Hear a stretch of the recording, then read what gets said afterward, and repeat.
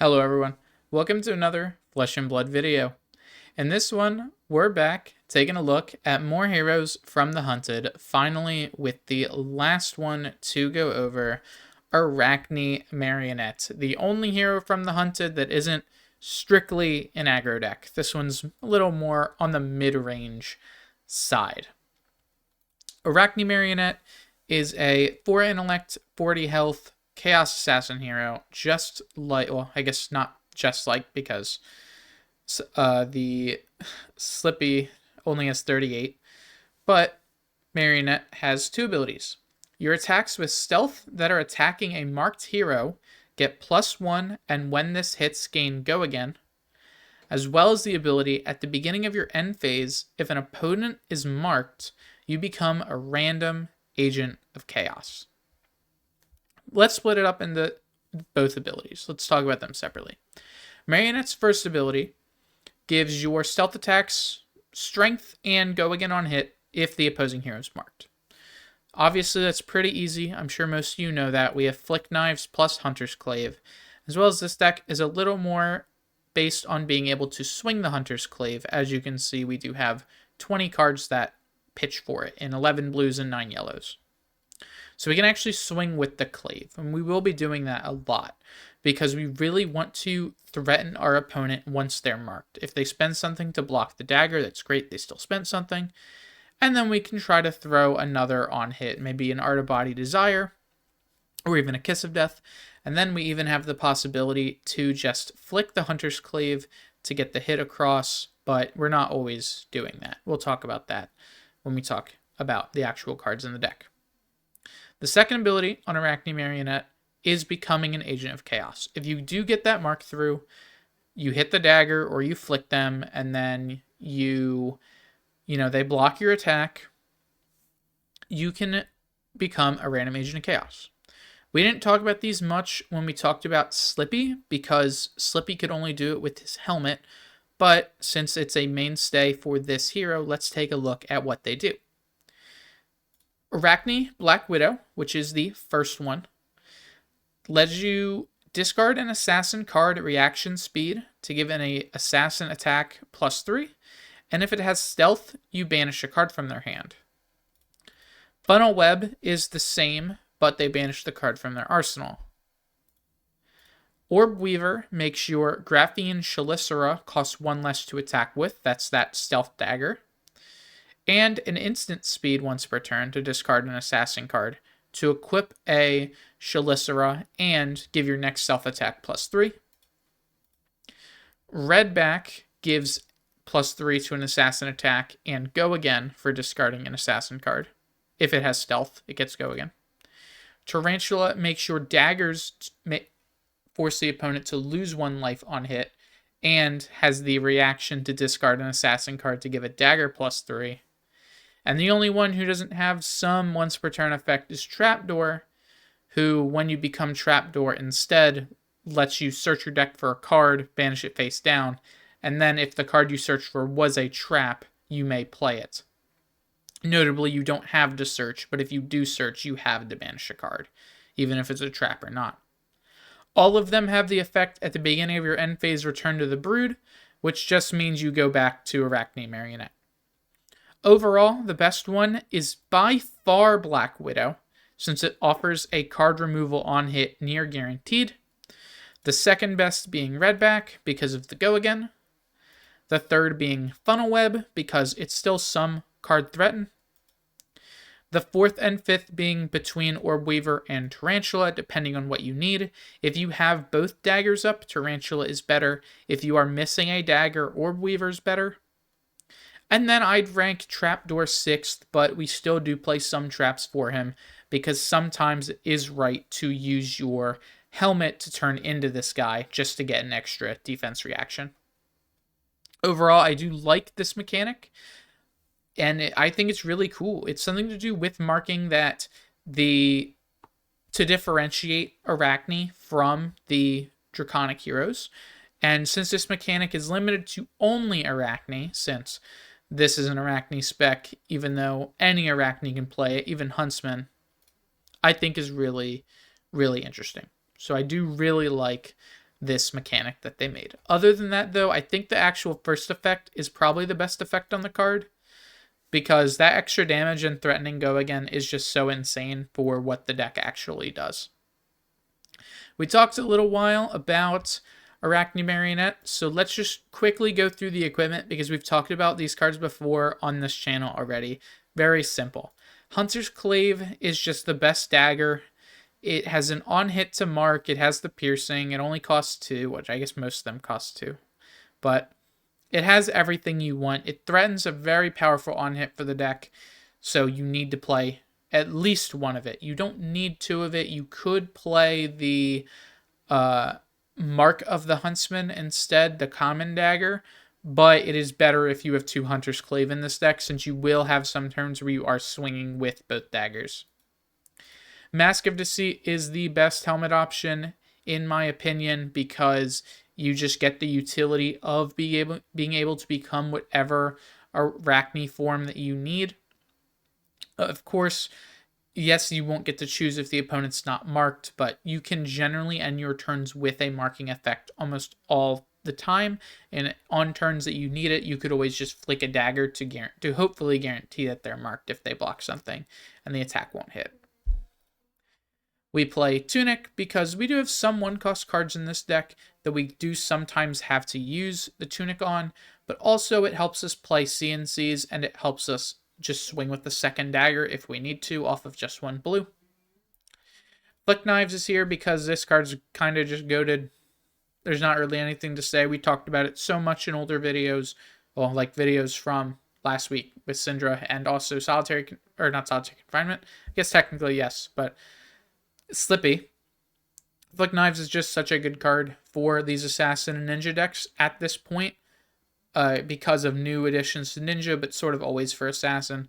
The fact that you can, at reaction speed, mark them with the Clave, and that also gives the attack +1 and the on-hit go again from your hero.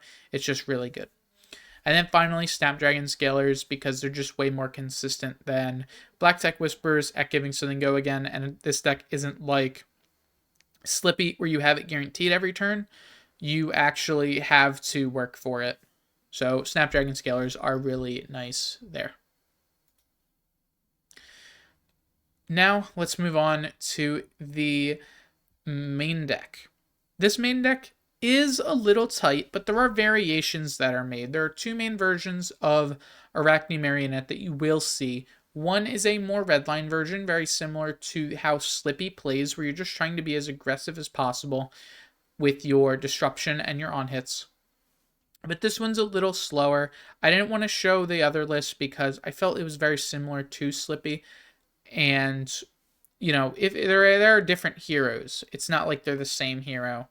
I guess they are the same hero. They're both Arakni, but they are different types of decks that play differently.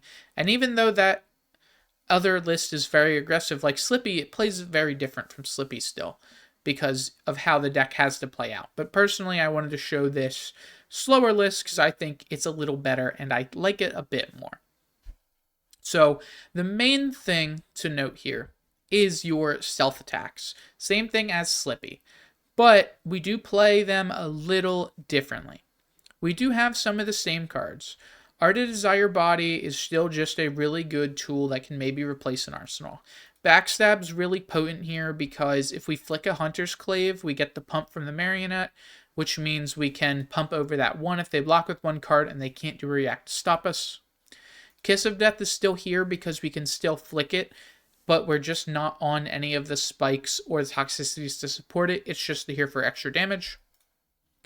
We're on red and blue Mark of the Black Widows because of their powerful on-mark disruption effect, and the blue is still good because we can play Justinic on it. Anyway, of course, we want the reds.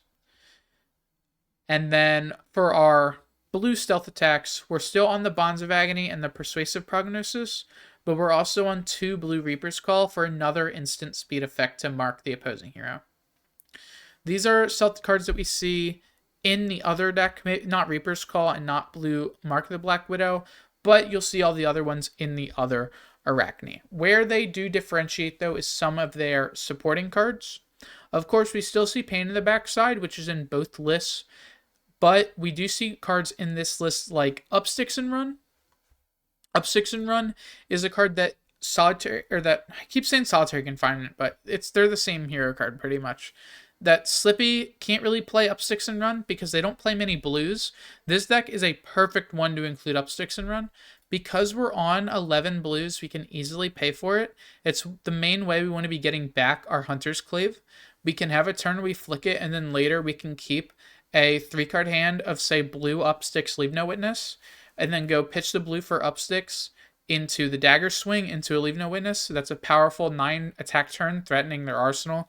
Some really good on hits too, because we're also threatening a mark.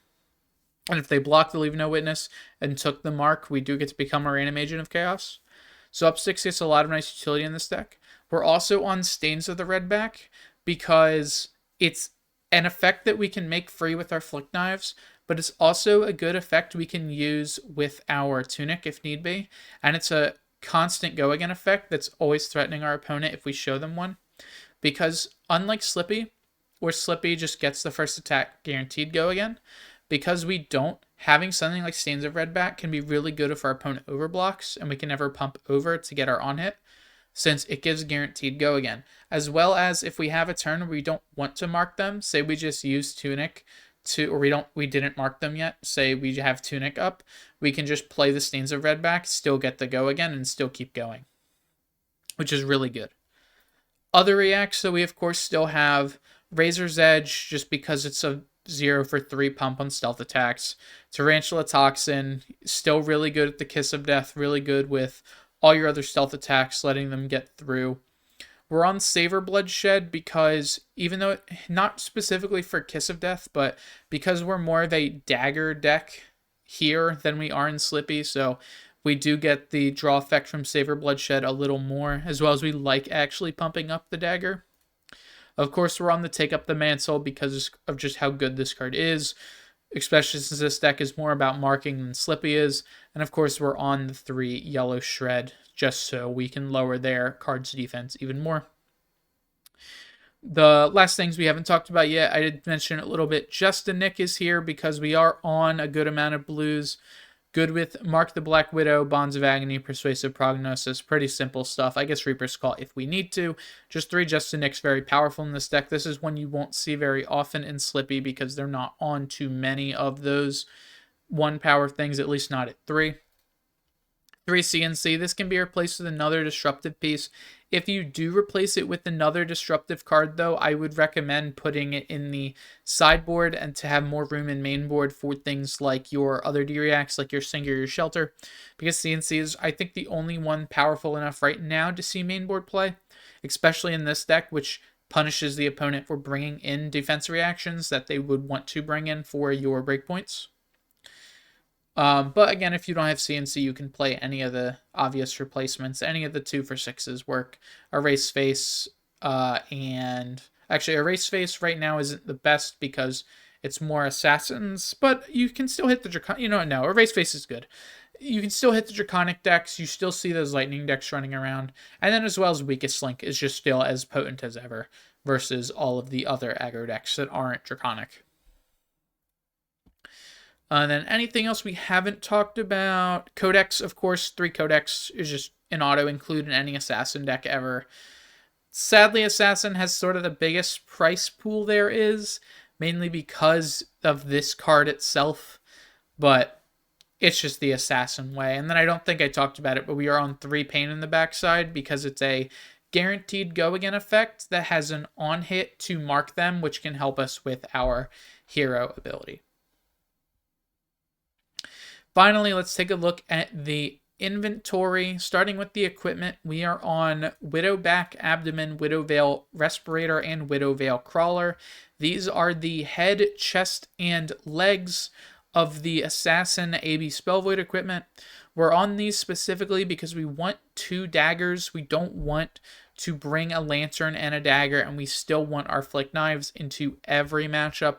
We don't need Tunic every time, so we can easily play the chess piece versus matchups that we are bringing in all of that AB. We don't need the Mask of Deceit. And then against matchups where we are doing that, snappies, we don't need to go as hard. We need to make sure that we land our disruption every turn, not go as wide. So it's easy enough to play the Widow Web Crawlers over them. Oh, I did actually forget to talk about the 2 Inertia Traps in the main board, but it's fine if I talk about them now. Inertia Trap alongside Frailty Trap is a good 2-card swap that can be made. I have Inertia Trap right now in the main board because I feel like there are a lot more decks that increase power, but any deck that goes wide a lot, Frailty Trap is really good against. I'd bring this in versus something like Syndra over the Inertia Trap. The reason for the swap is because of Trapdoor. Sometimes you do want to only have 1 trap in your deck, but I think having 2 is a little better in case you do draw 1. And some lists do play under the Trapdoor over this like Reaper's Call slot, but I do like the Reaper's Call a little more since this isn't the most trap-based deck. Pick the Pieces is here just for some anti-prevention. Mainly the Enigma and the Prism matchup is when we'll bring in the Pick to Pieces. The +1 at base that we can always turn on with Flick Knives or Snaps, and the Unpreventable is just really potent. So Pick to Pieces is just one of the better sideboard cards we can play. And then finally, Sink Below and Shelter from the Storm, just as our main D-React slots. Sink Belows are pretty cheap, but I know Shelters aren't. If you don't have Shelter from the Storm, you can just play Fate Foreseen instead. Those fit the same role. These are just here for a little more defensive, a little more breakpoint versus the decks that we need them. These can either be added or they can be subbed out for some less important cards in those matchups. If we're playing against a matchup that really won't Arsenal against us, we can bring in the D-Reacts over something like the CNC because it'll be raw damage most of the time there. Maybe something like Syndra, we can bring in Shelters over CNC because our other disruption is going to be enough to stop their turn most of the time anyway, as well as Leave No Witness to still be able to threaten their arsenal. Sometimes we do need the 6 D-Reacts. Other times it's okay to just bring in 3. If you didn't want to play 6 D-Reacts, though, you could easily just play another tech card slot. You obviously don't need Warmongers anymore, but there could still be a reason to want something like Poison the Well in this slot. Any of those other blue tech cards, Snag would be pretty good. I could see a world where you go to 2 Snag and then play black techs maybe for the Assassin Mirror, and then go down the Reaper's Calls instead of go down the Reaper's Calls for the 2 snags and go up the black techs for the extra equipment block with the snag. I could see that too. That one is up to you. I'll put that in the notes when this deck list actually does go live. But overall, I think it's a just good core defensive package. The different traps that you need for different matchups. 6 0-for-4 D-Reacts, and then Pick to Pieces in case you do play against a prevention matchup.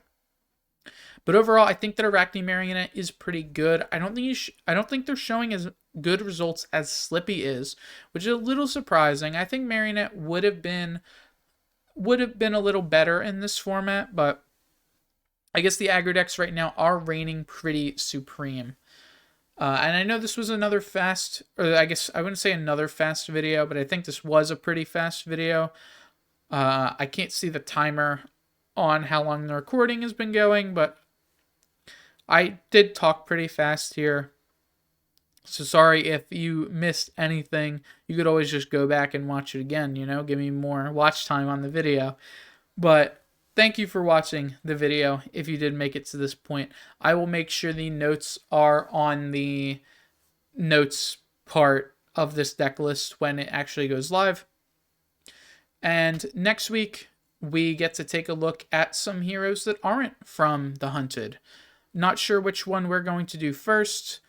Probably another Ninja, because Ninja is a class that had an exceptional amount of support this set. Warrior didn't get a whole ton, and other assassins just got a few new tools, I guess. But none of them have changed as much as Ninja has. Mainly Ira and Katsu have changed the most, so maybe we'll look at one of them next week. But with all that said, that is going to be the end of the video. I hope you all enjoyed, and I will see you in the next one. Goodbye.